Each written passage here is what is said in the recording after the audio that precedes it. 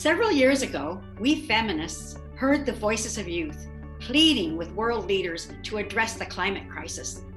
Greta Thunberg and students marching on Fridays for the Future were accusing the previous generation of boomers with stealing their future and leaving a dying planet. We realized these are our grandchildren, and they were right. Our generation has contributed more to the destruction of the natural world than at any time in history. We were shocked to learn that we Canadians, per capita, have one of the world's largest carbon footprint. It is us, in our overconsumption, our addiction to oil and gas, and creation of greenhouse gas emissions. It is us, the privileged in wealthy communities. Why? For our convenience, our greed with little thought to future generations. This domination over nature, this need to capitalize, to profit, to exploit is familiar to us feminists. We know patriarchy. We live in a capitalist society.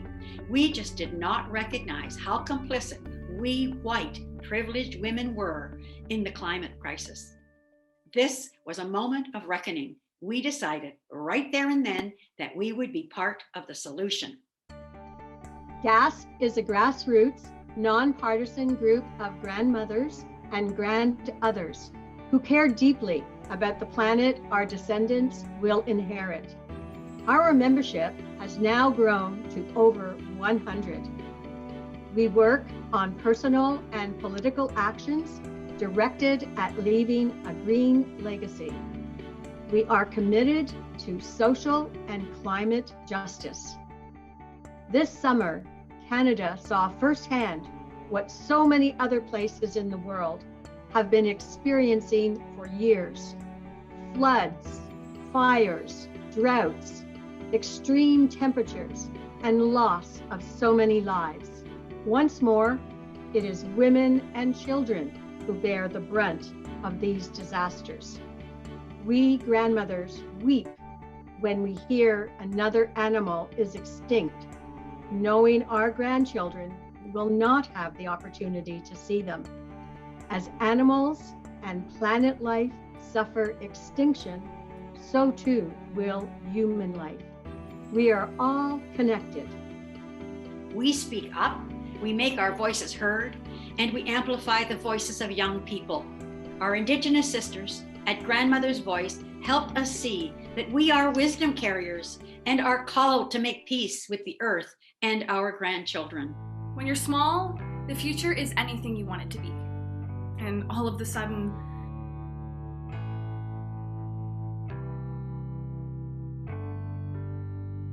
the world that seemed so full of life, so full of opportunities, a world that was promised to me and my friends, was gone. I shoved that thought to the back of my mind because who wants to believe that the world is being sold out right from under them?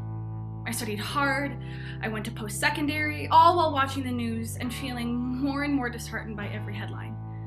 I decided right then and there that I couldn't just sit back any longer. I had to do something about it. I want to be a part of community that leads by example and makes futures accessible to all. I want to be part of a community that not only says there's a climate crisis, but actually acts on it. I want to be a part of a community that doesn't just go with the flow, but challenges the status quo and knows that there's a better way of doing something.